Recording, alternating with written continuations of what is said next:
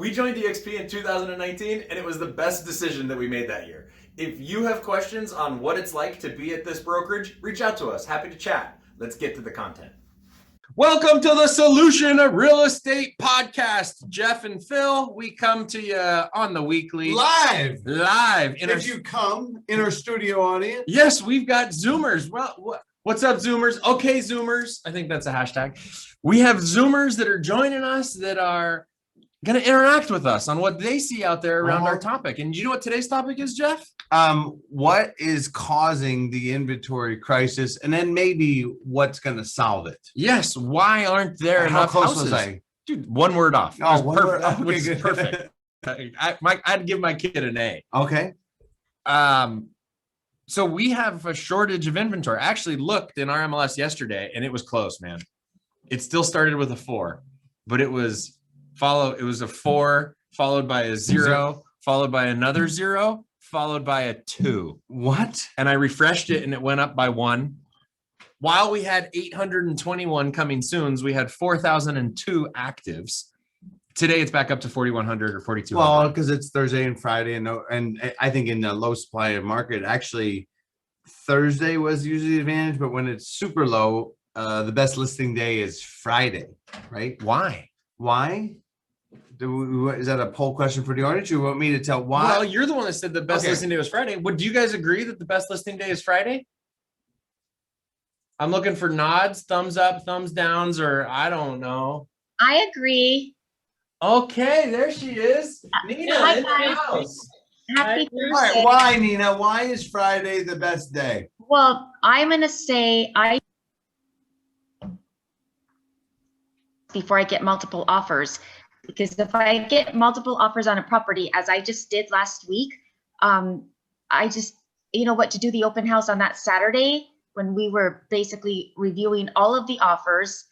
How did I justify doing an open house when we were already like 13 offers in?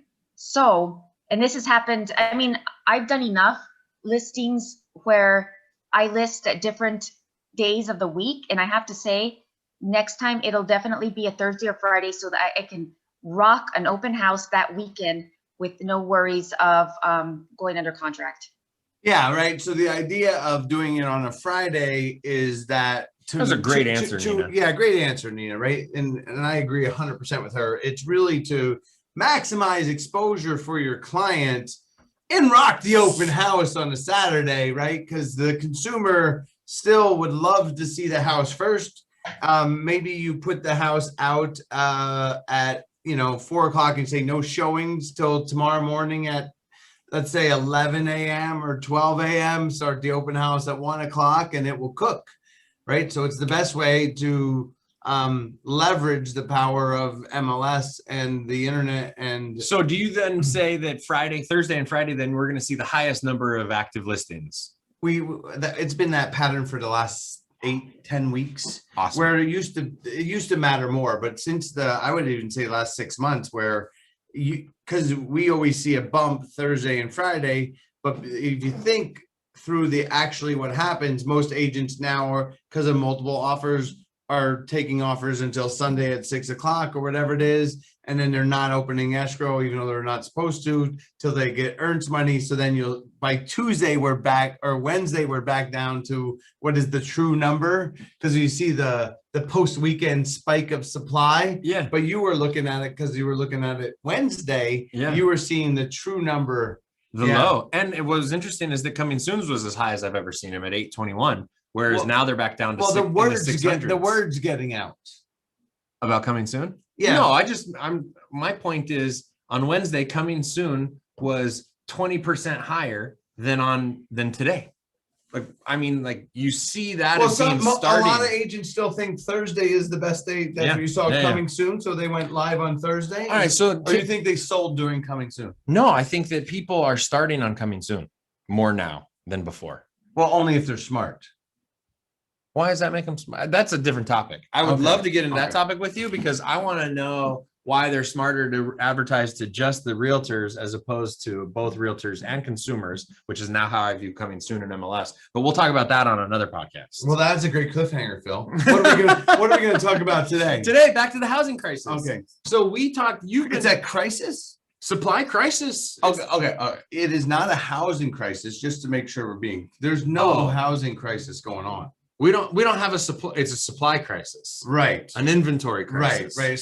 A housing crisis. A low number of homes for sale crisis. Right. I mean, it a crisis? To me, the foreclosures and the short sales was a crisis. The forbearance is like crisis. But to me, I mean, last year we made a lot of money to call it a crisis. I don't know. Like, are we supposed to make the most amount of money? Realtors in the fourth quarter. I mean, you saw record numbers by Remax. You saw record numbers by Compass and EXP, and everybody crushed it in the fourth quarter. Are you telling me that our title is wrong? No, that's what Inman called it. Oh, so what was their title? Inventory crisis. Oh no, inventory. And ours was supply crisis. What's okay, causing the supply crisis is correct. I just wanted to make sure we're not saying there's a housing crisis. Got it. Okay. All right. So with the supply crisis, meaning that we only have 4,000 homes for sale. We have the least amount of homes ever on MLS. Why? Ever. That is today's topic. Right. So why? Are we going to poll the audience, or are we going to talk about the Inman article? Sure. Let's poll the audience first.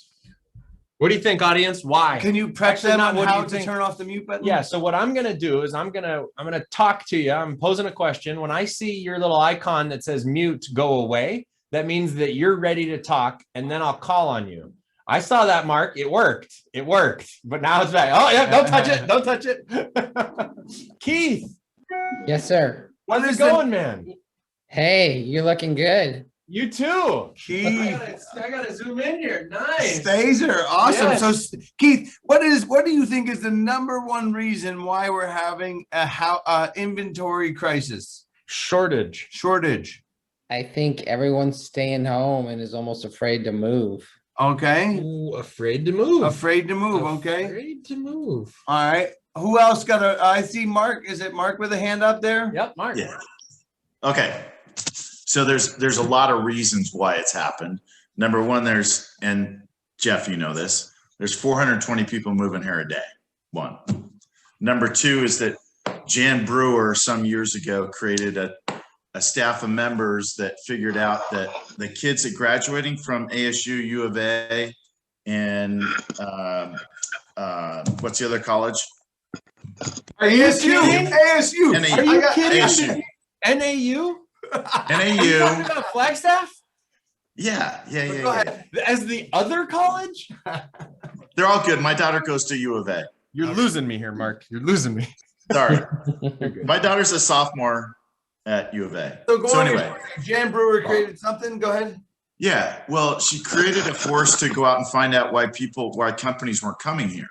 So in the long short of it is that Doug Ducey took this staff, and they went out to companies and said, hey, this is what we're doing.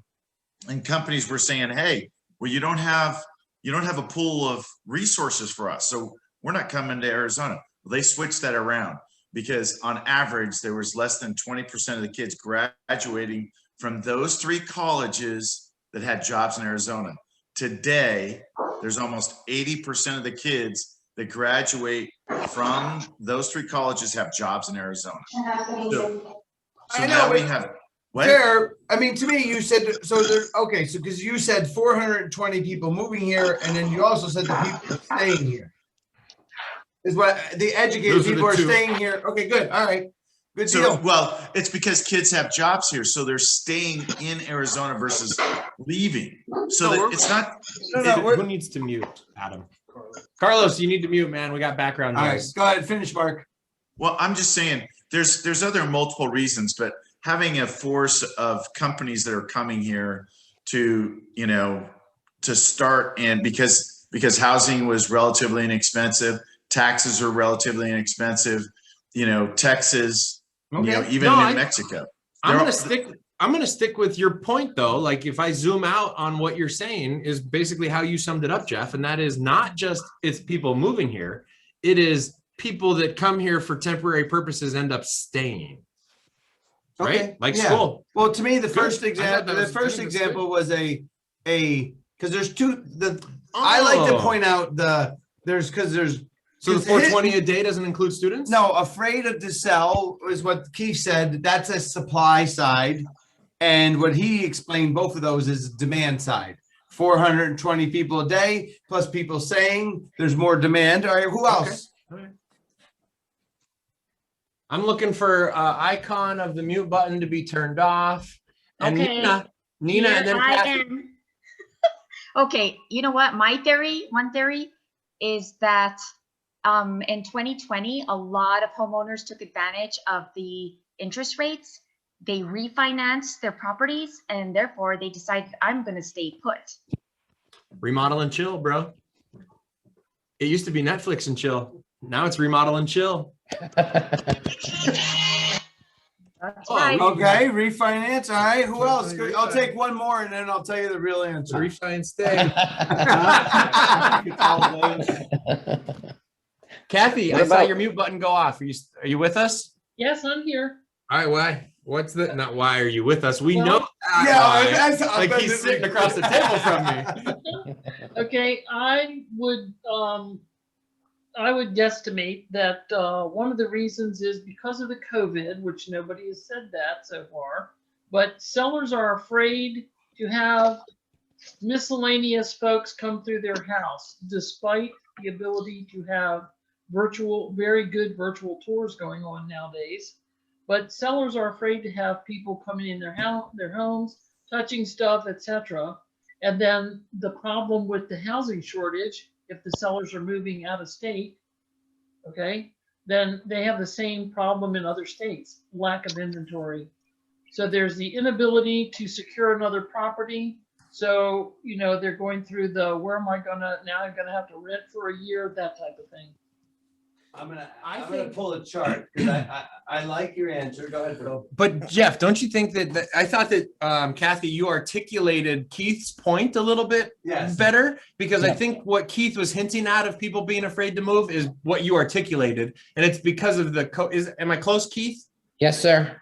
Right, because of the COVID-ness, where I don't want to have strangers coming through my house. I don't want to have an open house. I don't want to go anywhere. I'm just going to hunker down and hang out while this thing passes. Yep. So then when this thing passes, then with that same logic, does that mean that we're going to see a flood of inventory just because the states get opened back up? Like, did I see the Texas governor said his state is now open? Yes. So then, And Mississippi. And so is Mississippi. and so is Mississippi. So are those states seeing a spike in inventory? Well, it just happened yesterday. And actually, our inventory continues to drop in DeSoto County. Okay, interesting. 3 weeks ago, we had 155. Yesterday, we had 125 residential houses just in our county for sale. Okay, so That's about a week and a half of inventory. but we should see, though, I mean, because what was interesting about the Inman article that prompted this podcast is the subtitle was, "This situation isn't just pandemic related. The inventory crisis has been a decade in the making." And they go into some trends that we're going to share with you guys as well. But I'm not discounting those ideas. I'm just, if that's the idea that it's just pandemic related, then as soon as the pandemic gets turned off, or whoever flips the switch, is there a switch? Whoever turned the switch on, when they turn the switch off, then we should see houses come back on the market. But I think it's more than just that. But we won't have 100 brand new houses ready for sale as soon as it's over. We say that again? It's like if we all opened up, if every state opened up, the day it opened, there's not automatically 100 new houses available for sale in the market. That's new construction. Right. No, but I'll be interested to see your trend on how long it tails opening, which I think is kind of a funny word, right? But you know the point. Well, I'm trying to Mississippi make. was never really closed drastically Okay. Yeah. All right. for a couple of months, but we've been doing open houses now for 8 or 9 months and in an essential business. So Awesome. Yeah, no, we've been fortunate enough in Arizona where it really hasn't been too closed down. True. We had a couple of months where it was more locked down, but like my kids have been in school since this whole year. I mean, starting in the fall, they were in school. We had a couple, maybe 4 weeks where we couldn't have our team meeting in person. And then we gave people the option to join on Zoom. but Arizona's luckily been pretty open. All right, what else? What other ideas though? I'm looking for mute buttons. I forgot your name, Galaxy Note. I see you're unmuted though. Mike? No. Mike? No. What's his name? What's your name? Glasses, you're in the car. Oh, Eric. Eric. Galaxy Note, yes. Or we could just call him Galaxy. That's funny.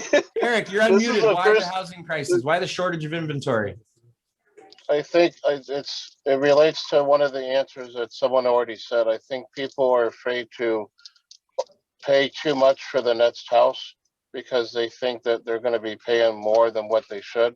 But the point of it is that people should buy the next house because they need to have something like more bedrooms or a bigger lot or an RV garage or So he said or a appreciation. pool. Well, yeah, but that's a I mean, yeah, the homes are worth what they're worth, but they don't understand that, a lot of them do understand that they're gonna have to pay just as much, if not more, for the next house.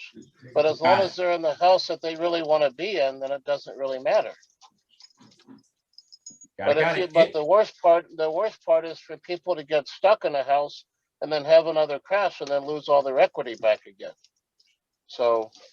Yeah, I think that the housing crisis is still fresh. I think that a lot of people still remember the housing crisis, and they got stuck in their houses longer than expected during the housing crisis. My Aunt Helen, when I was growing up, I was probably, when I was 15 years old, she was 90, right? A Great Depression survivor, and it was always interesting around the holidays when we would get the Aunt Helen and Uncle Phil box for Christmas for Christmas, it was usually a collection of items from her attic or her garage that smelled like mothballs because she was a collector of stuff. When we would go out to dinner to eat at a restaurant, she would be the one that would bring her Ziploc baggies to store the rolls and the crackers so that she could take them home. Yep. And this was 80 years or 70, 60 years after she lived through that. And here we are 10 years after we lived through the Great Recession. Obviously, there's still effects from us in the room. Yeah. You welcome back, Jeff. Thank you. Yes. Well, I thought that You're looking for visuals for I a wanted to podcast? add a visual for the Zoomers. the Zoomers. I mean, we got a good crowd of Zoomers today, and I wanted to help them because actually the supply crisis isn't as new to us as it appears. So the thing is because these are credible reasons, but I think that we're missing, right? So to me, You're gonna show I'm you're gonna show a chart okay, to the Zoomers to the Zoomers that shows the number of houses listed every year right. So actually, for the last 15 years, for the last 20 years. Okay. that in Arizona, our houses listed, including last year, has been about the same. It's been flat since 2012. Right. Interesting. Yes, flat since 2012. So to me, the reality is there's. We want to go through the answers. Do you want to? Let's take a quick commercial break. Okay. Real quick. We'll be right back. The old way. You, the agent, puts a for sale sign in front of your listing and add it to the MLS. IDX and syndication take over, and your listing hits the web. Interested buyers start calling in, and they are connected to different agents instead of you, the agent that was hired to sell the house. This is bad for you and the seller. New way. You introduce RDigs to your sellers. RDigs installs a for sale sign in their front yard and markets to elite agents and buyers with the RDigs app and open houses. All inquiries that come in are shared with you and the seller. Your listings, your leads. Okay, thank you guys Awesome for hanging show. with us during that commercial break. That was a good one. If you please support the sponsors of our show, if you guys like the Because content. I have a question for our Texas participants, or I know sometimes JB comes in from Washington. Is how long has there? Because for us, clearly, because I've been a realtor since 2003. You look so young. Yeah. Some say younger than you. Uh-huh. Is that a bad thing? No. No. But the reality is that the internet has changed home selling more dramatically than most recognize. So, because in 2003, we listed 132,000 homes. Okay. And since then, we have 25% more people. Okay. That live here, population. 25% more homes. Okay. Okay. So, And now we currently list 25% more than 132,000. right, 132,000. If you times it by 25%, let's just add 25 just for simple. Okay. Then we should be listing 160,000. 160,000 homes. But the last 12 years, we've only listed between 108 and 113,000. So what major effect happened is the homes started to appear on Zillow, on Trulia, on homes.com. That's the turn, right? So what it was is actually homes now sell faster due to the internet, right? So now we can find buyers and sellers faster. So that there's a piece to that I just want to throw out there. That's not the items that I want to say that has caused the supply, but the other. So you're saying people aren't listing their houses as much because of the information they learn on the internet? Yes. So because the internet now gives them the answer that they're looking for, which is before should I talking to list? yes. Correct. Cool. Yes. Got it. So we are underestimating the impacts of the internet completely. I mean, realtors, it's why we came out with Real Estate Leopard, is that You mean the National Association of Real Estate Teams and Elite right, Agents? because agents There are we are, a commercial, Right, right there. Was that who was the commercial today, Adam? It'll be our digs. It was our digs today. Okay. Okay, yeah. all right. But next one will be Leopard, yeah. But the reality is that agents are still being fed a bunch of baloney, right? So this is why we have to help them at understanding what the crisis is about, right? But All I right. think Well, that, Inman, I read Inman to understand Okay. what the crisis was about. all right, what did you want to give me there? Well, first of all, I gotta give a shout out. Altos Research has been around for a while. But just so you know, I'm not gonna, I also don't believe that these are the answers, but what did they say? All right. So number one, low interest rates, which we heard. Low interest rates, yeah. I believe that lower interest rates is an impact, but that's a demand side impact, not a supply side impact. Okay. Number two, buy low, sell never. Yeah, but their reasoning for buy low was that people are going Airbnb, and I actually think that No, that's the sell never part. right, but that means they buy it. What they're alluding to, buy low, sell never, was they're talking about investors that bought low and now they're Airbnb-ing their house, which is actually a reason, but it's not that would be number 5 in my book, not number 2. Interest rates would be number 3 or 4, not number 1. Yeah. Their number 3 was underbuilding. Yeah. To me, unequivocally underbuilding. If you want to know why we're in a housing crisis, it is number 1, not number 3. But because I joke, because if you've ever been out to eat with Phil Sexton, whether it's in a restaurant or in a drive-through, he always picks number 1. Like, you know how when you go to McDonald's, they'll have Well, who puts the bad thing first on a menu? Like, nobody's going to put their bad meal as the first item on a menu. So it's pretty safe to get. Whether you sit down with lunch with him or whatever, he commonly picks the first item. Yeah. Right. So to mix it up. You want to mix it up, but you don't want to get burned. Right. Yeah. So you think it doesn't matter if it's chicken, a burger, or salad, or doesn't matter. Yeah, doesn't matter. But you're saying underbuilding should have been number 1? Absolutely. That's your number 1. And I recognize this point many years ago. Well, it's been flat since 2012. Right. Well, the flat since 2012 helped me understand this. But the reality is we underbuilt homes from 2008 until 2012 by more than 50%. You think we're not underbuilding homes anymore? Like it I'm stopped in not, I'm 2012? not done talking. If you let me just talk about the periods of time that impacted us the most, right? So we underbilled by more than 50% was my point. Got it. Okay, but we did not stop having sex then. You mean more kids? Population grew. Oh, okay. Well, no, but that's what it is. I mean, I was just trying to bring it back to. but just general population continues to grow in the US, because the thing is our housing shortage is, like, we speak for Inside EXP nationally, and I've been asking this question over the last several months, and that we started that, like, I identified 19 different cities that were having a supply crisis in the back half of last year, meaning Florida and Seattle and California and Cleveland, Ohio, and Poughkeepsie, New York. And so the rest of the country caught up to us.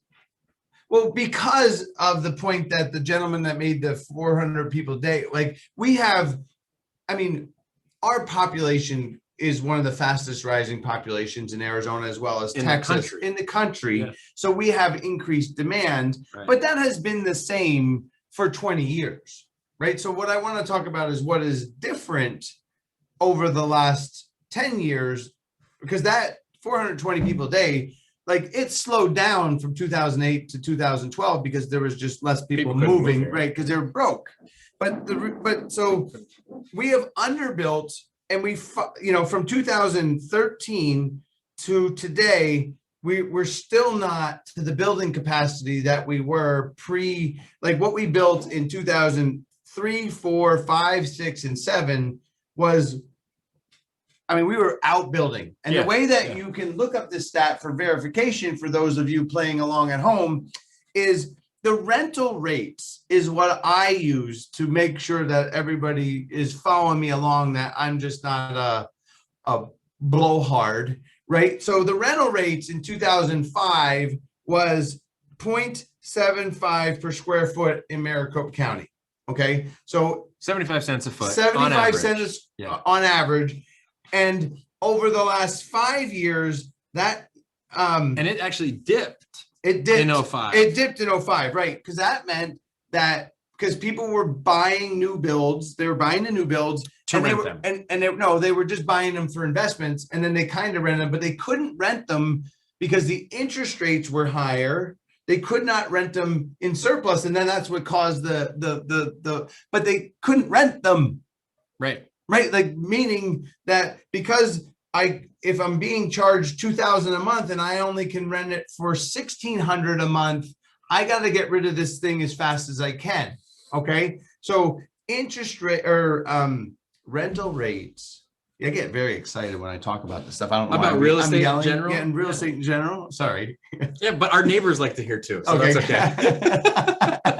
okay. But the rental rates have risen by more than 50%. Actually, in the last how many years? Was it 4? 4 or 5. 4 or 5 years. Yeah, it went from 85 cents a foot. Right. It had risen because the 75 cents a square foot was the lowest in 2005, but we had sold a lot of houses. So now it's 118 a foot. So and and lease rates. I mean, the average time to lease a house now is 4 days.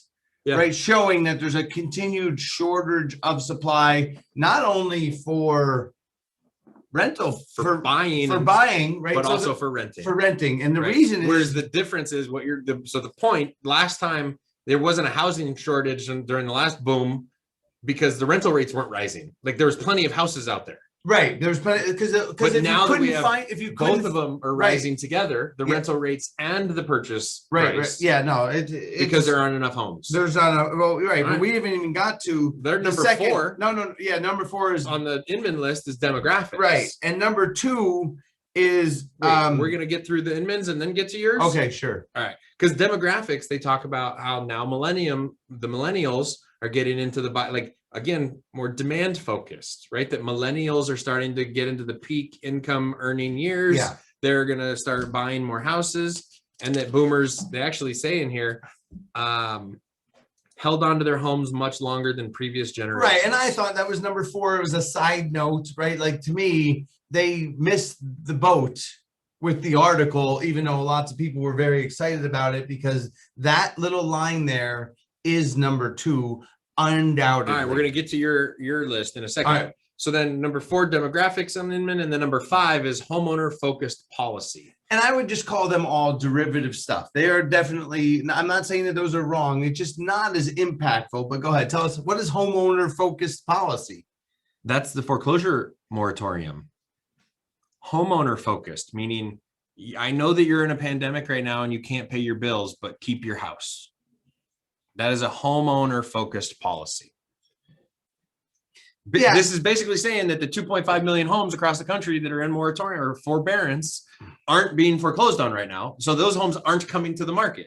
True. I mean, that there's a valid point there. I just don't, but So now let's hear. but the point is it's well, the reason for my numbers is because our supply has been dropping for 7 years. If you look at the Altos research, because that's why I was making fun of the guy who wrote the article, is because supply started dropping since 2015. Because I was like, if you're going to be an expert, why don't you tell us there's issues in 15 and 16, right? Mark, I credit Mark from First American because he wrote about the homes being underbuilt in 2018.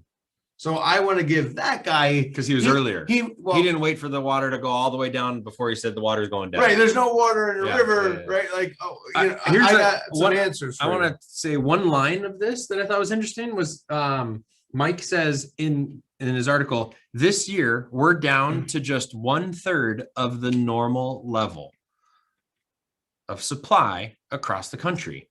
And that made He's me talking think, about as a national, right? yes, And he's national. also including UCB in his number because the fact that I'm just going to say, when I look at our numbers, knowing that 28,000 is the average, when you look at the Cromford report, which is a local statistician, he's an Oxford grad, he takes all of the data and he publishes charts like the one that Jeff showed to our Zoomers today.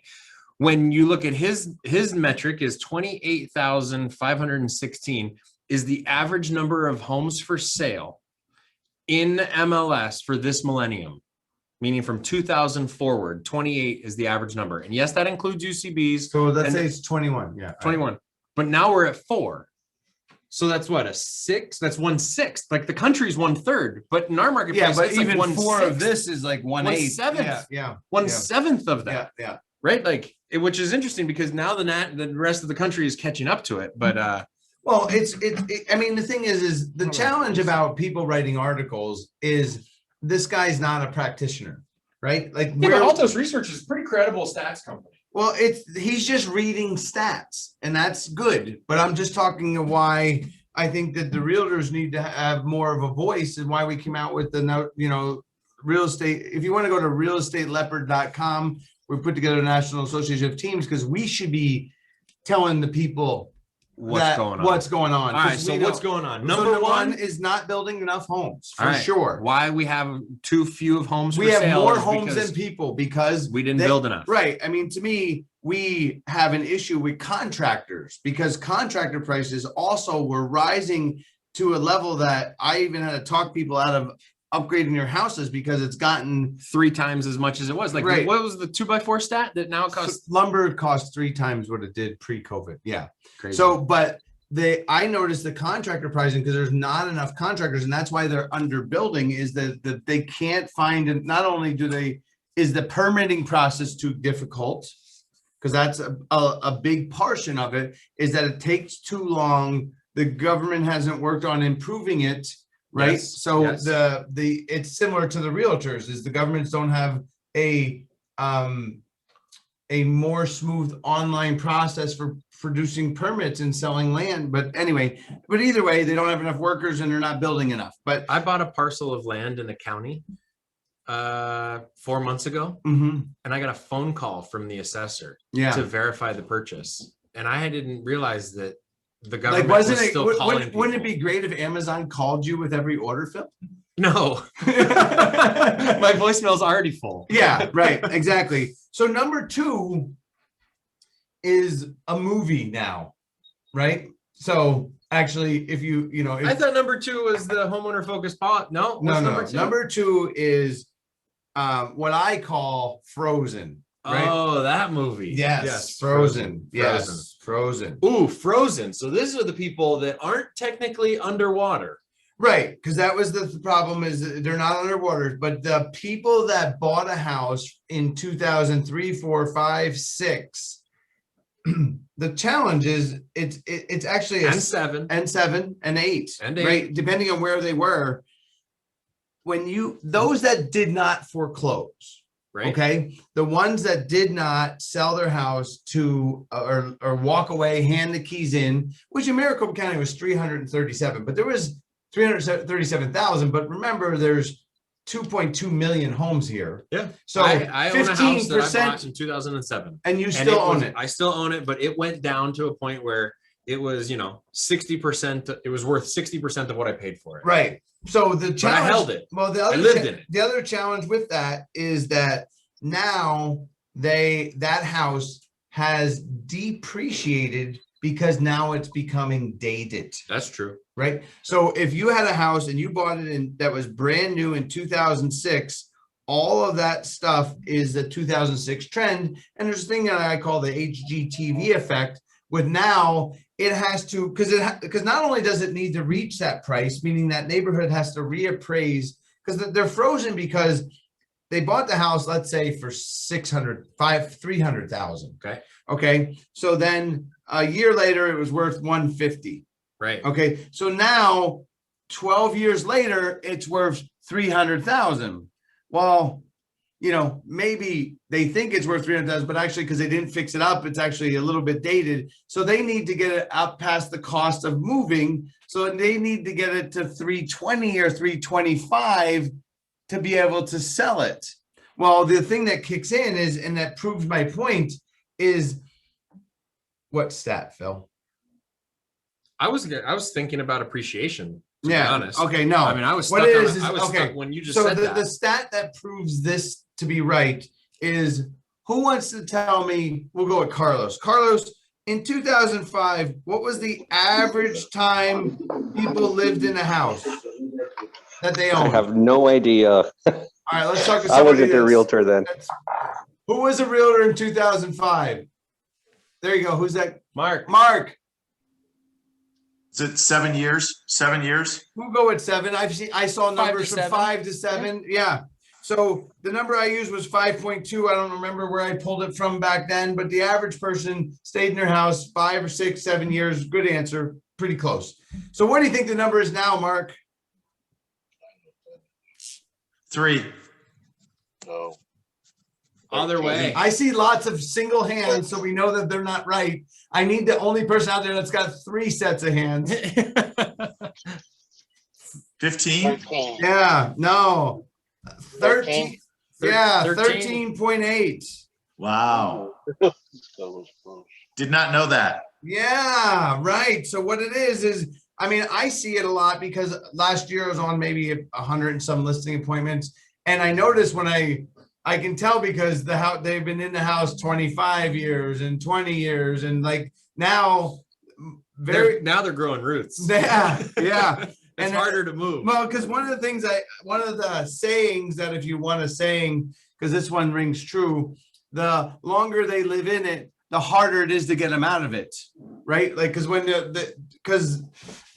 become they grow roots. Yeah, kind of like that old leather chair you have in your family room, right? Like it's comfy, right? Like you get used to it. Just like people get the long. Well, no, but when you love the chair. Right. I love the chair. And then once your wife finally convinces you to put the chair on the street at the end of your driveway and nobody picks it up, you, you realize, well, maybe it wasn't like $20, right?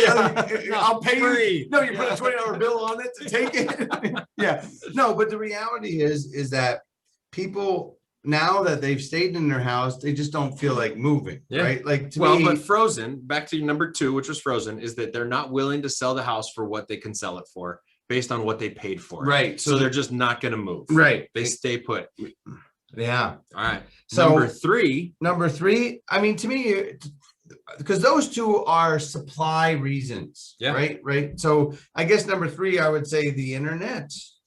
But number 4 would be interest rates. And the internet, I said that now because people can see, when I say the internet is because we're in a buy first. That's what's happened. That is what, right? When they see that every house sells in 1 second, I don't need to list. I don't need to test the market. Right. I'm good. So let me find out where I'm going to go next. Right. So the internet has made the home selling process more obvious to the consumer at home, so they don't call their agent, so they're not engaged because they know that they can just list it and it will sell instantly. So they wait to start looking at houses, but now they can't find a house because they see the move. And this is, number 4, I would say definitely interest rates for sure, right? Like I would argue internet versus interest rates being 3, 4, either one. Yeah, that has increased the demand.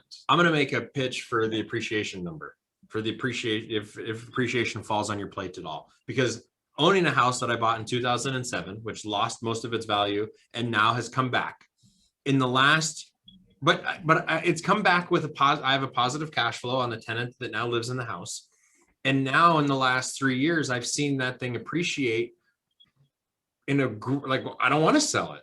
It's going up. True. When it's going up, it's hard to sell. Yep. Like I'm going to wait for this thing to show signs that it's not going to be going up for the next 10 years, but I haven't seen those signs yet. Yep. So I'm holding. True. Yeah, no, to me, people are just owning. I said frozen, but number 2 is just people are keeping houses longer, especially because now they can turn them into Airbnbs. So it's part of that stuff for sure. Yeah. But the point I was making is we were in a housing crisis before the interest rates. True. But back to his point where he says sell never. I'm not sell never. I'm just, it's appreciating. Yes. So don't sell while it's running up. Yeah, no, people hold on to it. All the BlackRocks and all those people that bought because of the appreciation, who sells an asset that's making money now that interest rates are higher, and right because are you saying the rental rates are higher? Rental rates are higher, so they're making more cash flow because you can raise your rent, and it's. Do you think that iBuyers are going to stop selling? They should have. I don't know why they stopped buying. To me, I was like, dude, it's clear because none of them are housing people that they didn't see the supply crisis coming. So they should have just bought and held. As we should have all bought more. Eric, I saw your hand go up like you had a question. I have to go get stitches removed. So I'm going to wrap this up in the next 4 minutes. But let's hear your question. For both of you. What do you consider to be a balanced market in terms of number of supply of active in the Metro Phoenix market, Maricopa and Pinal County combined? So I take the amount of homes that are selling and I times it by 5 per month, right? So this month we sold 8,000. So 40,000 active homes would be a balanced market. So typically a market doesn't depreciate until you get to 7 months of supply. Right. So it's why in 2018, we still appreciated 7% because we had 19,000 homes on the market. And that year we sold 90,000 homes. That's 3 months is not enough, right? Like that's why it's clearly a crisis because it depends which way it's going though. If inventory is climbing, then 3 months, you might start to see a pause. Well, here's the thing. In 2014, we had 5 months of supply and we still appreciated by 2%. Right. But it felt very flat. As it was going up. Right. So then on the flip side of it, when it was back at 4 months of supply, were we appreciating? Yes. Or was it still going down? What going down? A month's supply is the direction that month's supply is going, affecting whether prices are going up or down at that. Like if I have 4 months of inventory, but last month it was 3. The thing is there's last month it was 5. There's a lag to it because the reality is in 2016, the reality is we didn't know enough. Like people weren't studying the stats enough because they were kind of too new to see them. But we had 11 months of supply.